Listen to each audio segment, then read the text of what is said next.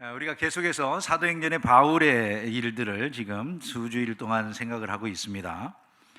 바울이 이제 가이사에게 호소했기 때문에 가이사에게 보내야 되겠다, 이런 결국 결론을 내렸잖아요. 그래서 마침내 바울이 이 로마로 호송이 됩니다.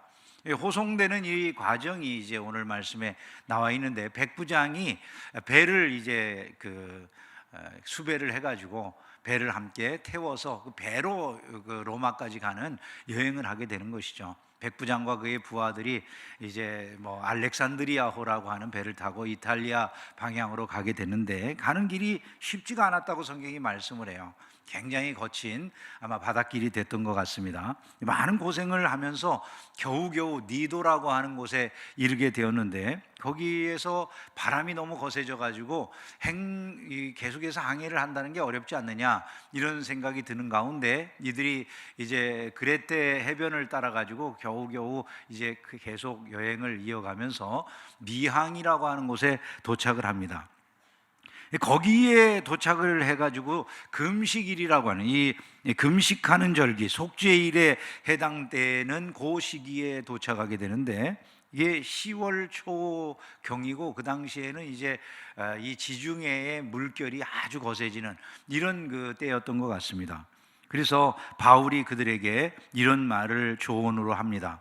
여러분들이여, 내가 보니 이번 항해가 하물과 배만 아니라 우리 생명에도 타격과 많은 손해를 끼치리라, 이렇게 말을 해줬다는 거죠. 그 바울의 말을 들은 백부장의 반응이 오늘 말씀이에요. 백부장이 선장과 선주의 말을 바울의 말보다 더 믿더라. 결국 이들이 더 나은 항구를 향해 항해를 하던 중에 큰 태풍을 만나게 되고, 어려움, 거의 죽을 고비를 넘기고 많은 화물을 잃게 되어지는 그런 일들이 벌어졌다는 말씀들이 이 27장에 계속해서 이어져 나옵니다.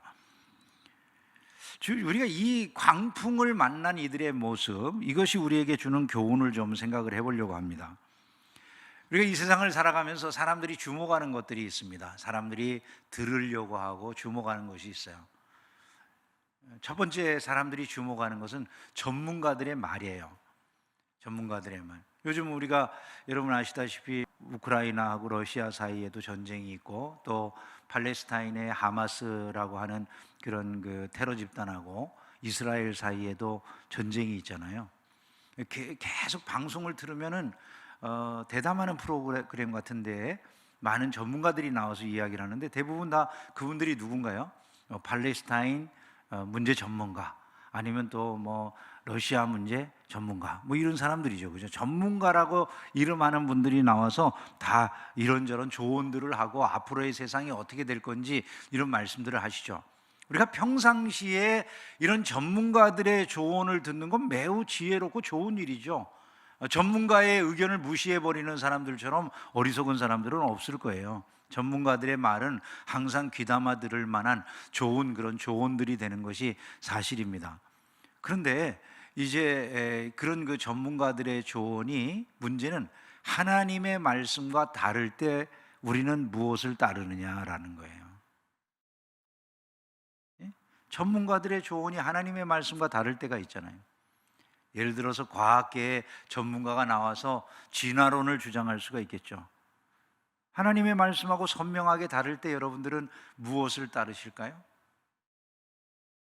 전문가라고 하는 많은 분들이 나와서 인권 문제를 다루는 전문가라든지 이런 분들이 나와가지고 인권에 있어서 세계의 모든 방향이나 이런 것들이 지금 예를 들어 젠더 문제에 대해서는 이런 방향으로 갑니다라고 얘기한다고 합시다. 의사 선생님들이 나오셔가지고 예를 들어 동성애라고 하는 것은, 그것은 후천적으로 생긴 게 아니라 원래 사람에게 선천적으로 가지고 태어나는 그런 성향이다라고 말을 해주는 소리를 여러분 들으셨어요. 근데 성경에 보면 그냥 분명하게 하나님이 사람을 지으실 때 남자와 여자로 지으셨다, 이렇게 말씀하거든요. 중간에 무슨 다른 성이나 이런 건 없고 남자와 여자로 지었고, 남자와 여자가 결혼해서 살게 하셨다, 이렇게 말씀이 나오니까 남녀가 결혼하는 게 마치 남자와 남자가, 여자와 여자가 결혼하는 게 맞다고 생각 안 하는 게 자연스러운 거죠. 근데 여러분들이 생각할 때 전문가라고 하는 분들이 나와서 이야기하는 그런 이야기들에 대해 여러분은 어떻게 판단하시느냐, 이런 질문인 거죠. 법률을 다루는 사람들도 자기네들의 각자의 전문성 있는 이야기를 해줄 수 있어요. 문제는 다른 때 우리가 전문가들의 이야기를 듣는 건 지극히 자연스럽고 좋은 것입니다. 그러나 문제는 하나님의 말씀과 다른 전문가의 조언들이 나왔을 때는 여러분들이 무엇을 선택하시느냐, 이런 얘기인 것이죠. 또 우리가 주목하는 게 무엇이 있을까요? 사람들이 주목하는 건 대중의 견해예요. 대중들이 어떻게 바라보고 생각하느냐, 이걸 굉장히 주목하죠. 이건 뭐 바람직하고 좋은 일이죠. 백부장이 선장과 선주, 이 사람들은 전문가니까 그들의 말을 들었어요. 근데 이들의 말만 들은 게 아니에요. 이 백부장은 좀 더 많은 사람들의 의견을 취합했던 것 같아요. 12절에 보면 그 항구가 겨울을 지내기에 불편하므로 거기서 떠나 아무쪼록 베닉스에 가서 겨울을 지내자 하는 자가 더 많으니, 이렇게 돼 있어요. 그러니까 이 전문가들의 이야기만 있는 것이 아니라 대중의 의견이, 여기보다는 저 베닉스라고 하는 이 미항은 작고 저 베닉스가 훨씬 크니까 겨울을 나려면 긴 기간인데 거기 가서 우리가 겨울을 나는 게 좋겠다라고 하는 이런 의견이 대다수였다는 거죠. 그리고 그것이 자연스럽게 받아들여지고 있었다는 거예요. 여러분, 사람들이 대중의 의견이 하나로 모여진다는 건 쉬운 일이 아닙니다. 그죠? 대중이 각자 자기 나름대로의 의견들을 가지고 있을 수가 있는데, 이 의견이 하나로 모여진다는 것은 거의 상식이라는 얘기죠. 이게 그냥 상식에 해당되는 거고 누구나 다 받아들일 수 있을 만한 그런 이야기들, 여러분, 우리가 그런 이야기에 귀를 기울이고 살아가는 건 지혜롭고 마땅한 일이에요. 평상시에 여러분들은 대중의 이야기들에 귀를 기울이셔야 돼요. 만약에 대중들이 가지고 있는 생각이나 이런 걸 아무것도 아닌 것처럼 취급하는 사람들은 독불장군이고 바람직하게 인생을 살아가는 그런 사람일 수가 없죠. 그런데 문제는 대중의 의견이 하나님의 말씀과 다를 때 여러분은 무엇을 따르시냐, 이런 얘기죠. 그런 경우 있잖아요. 요즘은 예를 들어서 퀴어 축제를 하는데 미국 대사까지 나와가지고 피켓 들고 데모하고 난리. 우리나라 땅에서 미국 대사까지. 미국은 이런 퀴어 축제 같은 게 당연하다고 생각한다는 뭐 그런 표현이겠죠. 사람들이 이제 그런 거를 지지해 주는 사람들이 예를 들어서 뭐 유럽이라든지 뭐 미국이라든지 이런 여러 나라들에서 지금 선진화된 나라들은 전부 그런 것들을 인권 문제로 보호하고 있다. 그러니 대한민국이 인권이 살아있는 나라가 되려면은 이렇게 해야 된다고, 아니 여러 나라의 견해까지 껴가지고 그걸 해야 된다고 난리를 치고 나오잖아요. 그럴 때 여러분들은 어떤 의견을 따르시느냐, 이 말이에요. 사람들은 너무나도 많이 대중들의 의견에 귀를 기울이죠. 그죠? 여러분은 어떻습니까? 또 사람들이 주목하는 게 뭐가 있을까요? 환경이나 여건이라고 하는 것이 있죠. 자, 이 사람들이 이 배를 출항하는 것에 함께 동의하기에는 환경과 여건에 도움이 있었음을 알게 됩니다. 남풍이 순하게 불매, 그들이 뜻을 이룬 줄 알았다, 이렇게 말씀을 해요. 만약에 자기네들이 우리 전부 다 베닉스에 가서 겨울을 납시다 이렇게 결의했다 할지라도 남풍이 부는 게 아니라 만약에 뭐 북풍이 불어온다든지 이들의 상황들이 너무나 어려운 여건으로 바다가 다 난리가 났다면 가고 싶어도 못 가는 거예요. 그런데 환경까지 도와주는 거죠. 이 환경과 여건이 다 우리 보고 가라고 그러는데, 이런 상황이 되었다는 것입니다. 여기에 동참하는 건 당연하게 여겨지지 않겠냐는 거죠. 세상에서 우리가 하는 모든 일에 환경과 여건이 허락될 때 일을 하고자 하는 건 나쁜 일이 아닙니다. 그건 당연히 지혜로운 일이죠. 환경도 안 되는데 여건도 안 되는데 일 저지르는 사람들이 제일 문제거리죠. 그죠? 근데 그럼에도 지금 이 성경에서 우리에게 던지는 질문은 이거예요. 우리의 환경과 여건이 열리는 것 같은데 하나님의 말씀과 다를 때는 어떻게 하냐는 것이죠. 예를 들어 뭐 이런 경우 있을 수 있잖아요. 내 환경과 여건이 잘 열려요. 직장을 구하는데 이 직장으로 저 직장으로 지금 내게 잘 열리는 것 같아요. 근데 주의를 성수하기도 힘들어요. 내가 하나님의 말씀대로 살아가기가 어려운 직장이에요. 만약에 그러면 그 환경과 여건이 잘 열리는 것, 이것이 정말로 잘 열리는 것일까요, 여러분? 바람대로 되고 모든 것이 원하는 대로 이루어진다? 그것만으로 되어지는 것이 아니더라는 것이죠. 사람들의 눈에 완벽한 여건과 조건이 형성되어진다고 해서 그것이 다 반드시 좋은 길은 아니라는 것이죠. 사람들이 또 주목하는 게 무엇이 있을까요? 삶이 얼마나 편리한가 하는 거예요. 삶이 얼마나 편리한가, 그죠? 얼마나 편한지, 얼마나 유리한지, 뭐 이런 걸 우리가 주목하지 않을 수가 없죠. 이 사람들도 마찬가지예요. 지금 있는 항구 미항이라고 하는 항은 작고 이 월동을 하기에는 너무 어렵다는 거예요, 지금 환경이. 그런데 조금만 더 가면, 우리가 조금만 더 항해를 하면 그곳에는 아주 넓은 항구가 있고 겨울을 나기에 충분한 식량이 있고 장소가 있고 놀이거리가 있고, 이 좋은 것들을 놔두고 왜 여기 불편한데 있냐, 조금만 더 가자 하는 이런 생각들이 사람들 안에 있었다는 거예요. 그것은 평상시에 우리가 만약에 아무 문제가 없을 때, 뭐 주의 말씀하고 대립되는 게 없을 때 편리한 삶을 추구하는 건 당연하고 인간이 해야 될 그냥 마땅히 지혜로운 일들이에요. 편리만 추구한다면 모르지만 인간이 편리를 추구하는 게 나쁩니까? 만약에 내가 무슨 고통스러운 일만 추구해 가면 그게 고행주의자죠. 뭔가 좀 삶이 이상한 사람, 고통을 좋아하는 무슨 뭐 세디스트라든지 뭐 마조이스트라든지 뭐 이런 사람들 아닌 다음에야 뭐 때문에 고통을 추구하겠습니까? 편리한 것을 추구하는 게 자연스러운 거죠.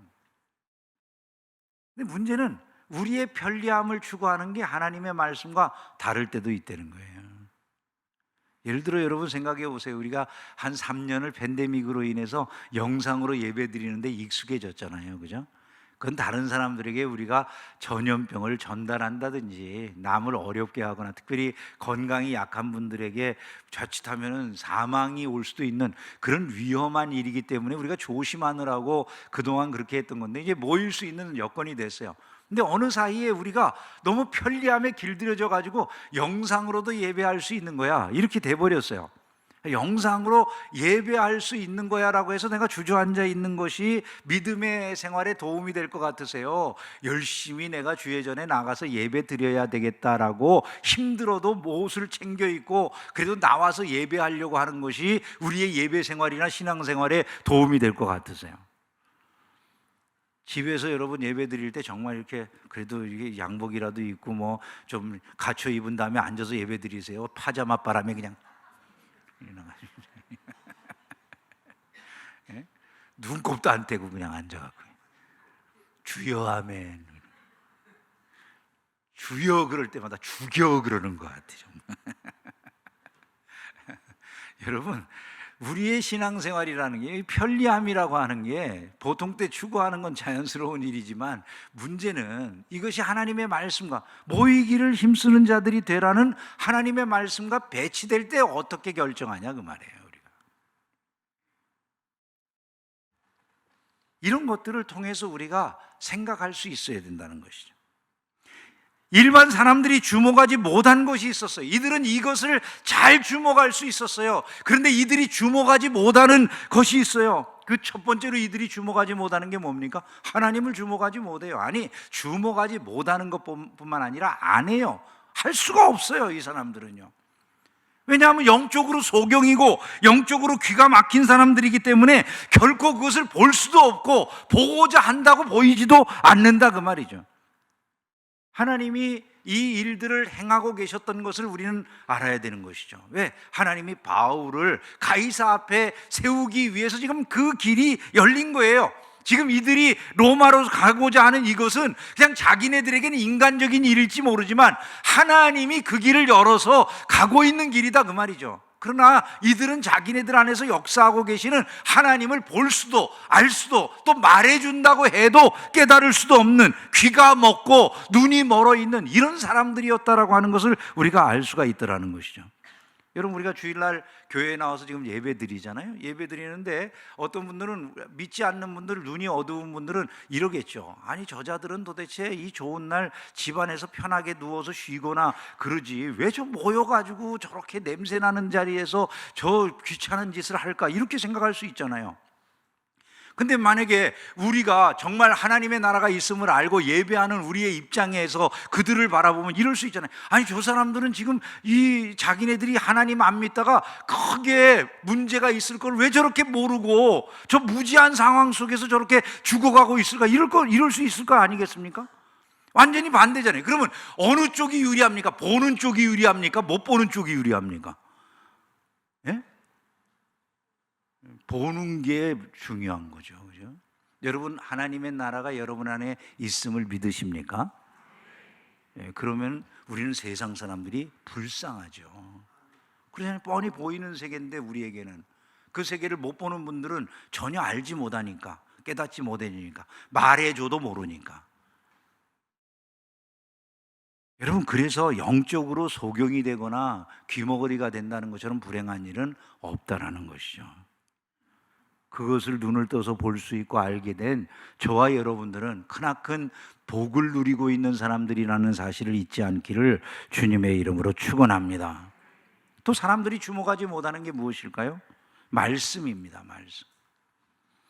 사람들이 하나님을 볼 수는 없어요. 그건 어쩌면 자연스러운 일일 수 있죠. 문제는 바울이 그들에게 말을 해줬다는 거예요. 여러분이요, 내가 보니 이번 항해가 하물과 배뿐 아니라 우리 생명에도 타격과 많은 손해를 끼치리라고 말을 해줬다, 그 말이죠. 근데 문제는 말을 해줘도 듣지를 않는다는 거예요. 흥미로운 건 여기에 내가 보니라고 하는 말에서 보니라고 하는 말이 데오로라고 하는 그런 그 말로 되어 있어요. 헬라 말에서 데오로라고 하는 이 말이 원래 나온 그 단어는 데오레오라고 하는 그런 말로부터 나온 건데, 데오레오라고 하는 이 표현 자체가 흥미로운 것이 있어요. 원래 이제 구약 성경이 헬라 말로 번역된 성경이 있어요. 그거를 70인역 성경이라고 그래요. 70인이 모여서 70명의 유대 학자들이 함께 모여서 번역한 그런 책이라 70인 역본이라 이렇게 말을 하는데, 이게 중요한 이유는 이게 예수님 당시에 쓰여졌다는 거예요. 그러니까 예수님 당시에 헬라 말을 사용하는 유대인들에게 하나님의 말씀을 가르치기 위해서 그 말이 예수님 당시에도 쓰여졌기 때문에 비록 번역본이라고 하지만은 그 시대 사람들이 그걸 하나님의 말씀으로 봤던 말씀이니까 우리가 그 말씀을 소중하게 여기고 지금도 많은 사람들이, 학자들이 연구하는 그런 내용이 되어 있는데, 다니엘서를 번역할 때 다니엘서에 내가 보니라고 하는 말이 많이 등장을 하거든요. 근데 거기에 데오로라고 하는 이 말이 계속 등장을 하는 거예요. 다니엘서에서 내가 보니라고 하는 그 다니엘이 환상을 볼 때마다 내가 보니라고 말을 하면서 표현하는데, 거기에 쓰여지는 단어란 말이죠. 이 단어가 일반적으로 그냥 본다라고 하는 그런 표현이 아니라 다니엘서에 쓰여질 때 이 단어는 주로 환상을 보는 것, 그러니까 단순하게 눈앞에 보이는 이런 세계를 보는 게 아니라 계시를 보는 것, 이런 것들을 말해주는 거다라는 거죠. 바울이 지금 여기에서 내가 보니 라고 말하는 것은 단순한 이야기가 아니라는 거예요. 이번 항해의 하물과 배만이 아니라 우리의 생명에도 타격이 있겠다라고 말해주는 그것은 바울의 입장에서는 계시적 사건을, 계시를 그들에게 말해주고 있는 거다, 이런 표현이 되는 것입니다. 바울의 말을 들었다면 이들은 그런 손해를 입지 아니하였을 거라는 거죠. 그래서 바울이 21절에 이렇게 말을 해요. 여러분이요, 내 말을 듣고 글에 대해서 떠나지 아니하여 이 타격과 손상을 면하였더라면 좋을 뻔하였느니라. 하지만 백부장과 선장과 그 주변에 있는 많은 군인들, 이런 사람들은요, 이 불신자들은 이런 말조차도 듣기를 싫어했다는 것이죠. 아니 관심조차 없었던 거예요. 그 결과로 인해서 이들은 거의 죽을 위기에 빠지고 고통을 겪게 되고 자기네들이 가지고 있던 모든 화물을 잃게 되어지는 이런 결과물이 초래됐다는 것입니다. 자, 이 광풍 사건이 주고 있는 교훈이 무엇일까요? 첫 번째로 우리가 이런 교훈을 받으면 좋을 것 같아요. 인간의 모든 판단이라고 하는 것은 헛된 것이 되어버릴 수 있을 때가 많다는 거예요. 사람들이 이거 절대로 안 된다든지 전문가라고 하는 분들이 얘기를 해도 그것이 아무런 효과가 없는 이야기가 될 때도 많이 있다는 거죠. 여러분, 가끔 유튜브나 이런 데 보면은 주식 방송 이런 것들 있잖아요, 그죠? 주식에 대해서 막 뭐가 오를 거고 뭐가 내릴 거고 앞으로 뭐 어디에다가 투자하면은 돈을 벌을 거고 2차 전지에다가 투자하세요, 뭐 로봇에 투자하세요, 뭐 이런 소리 막 하는 프로그램이 있죠. 안 보세요? 도대체 뭘 보고 사세요, 그래?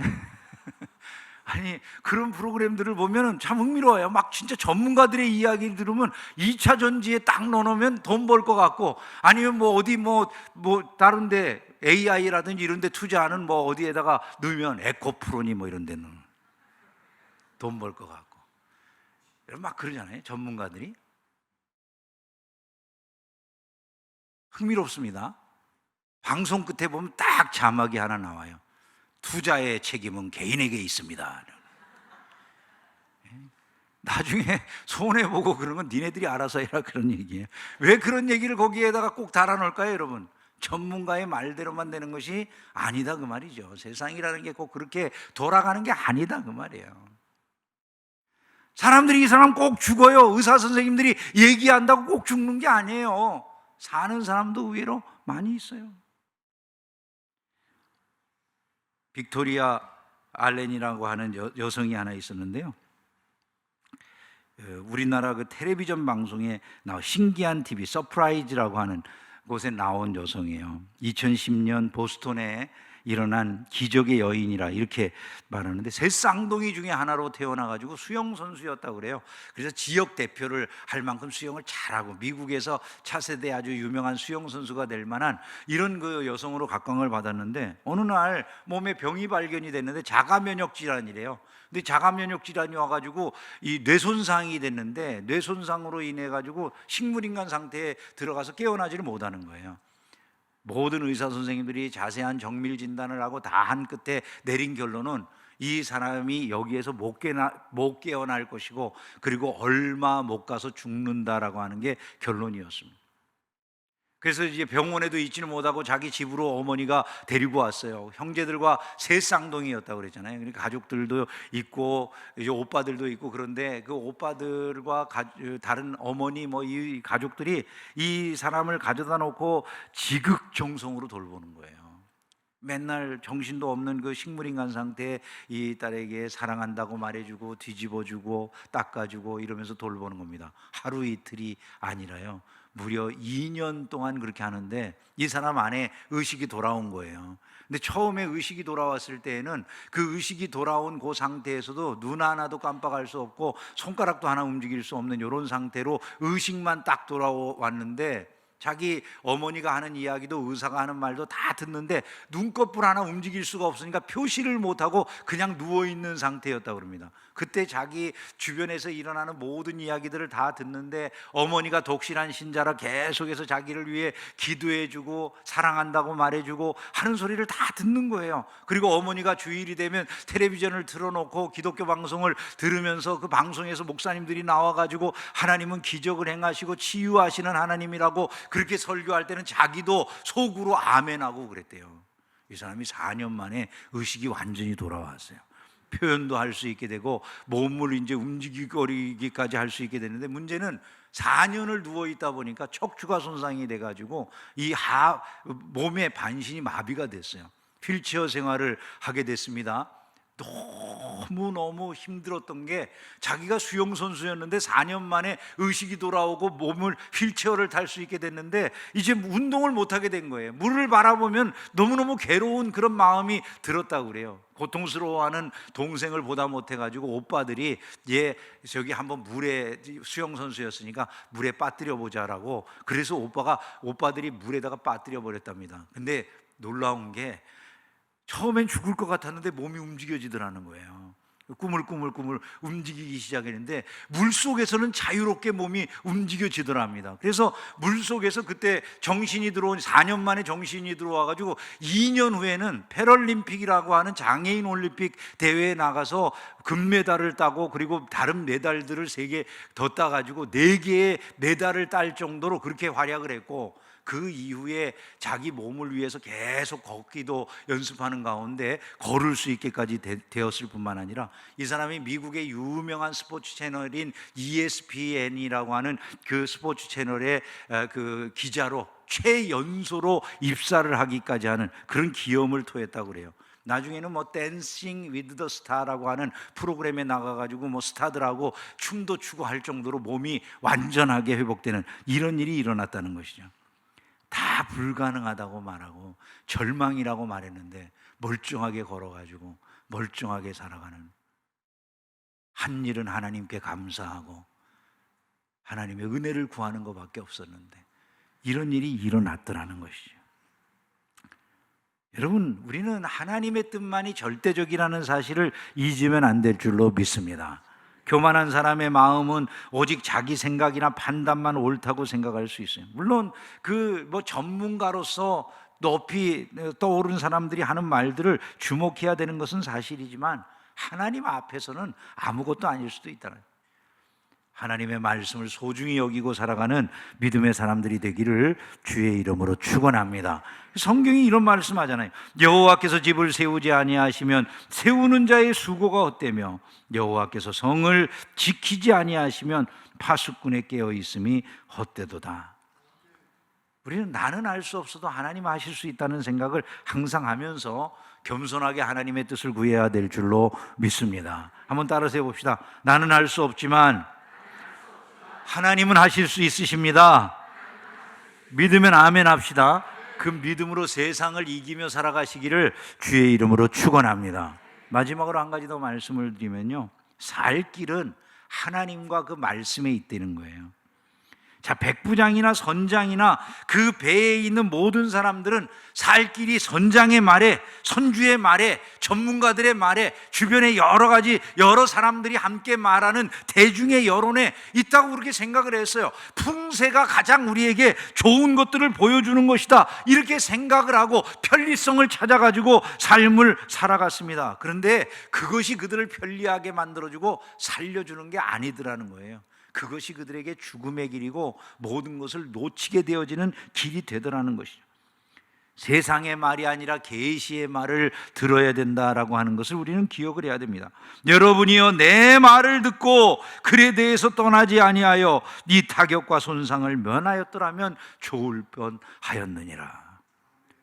무시했던 바울의 말이 사실은 살 길이었다는 거죠. 듣기를 거부했던 그 바울의 말이 그들의 삶을 지키는 말이었다는 거예요. 그런데 이들이 그것을 싫어한 거예요. 결국 그들의 삶이 무너지기에 충분한 결과물이 그들에게 초래되더라.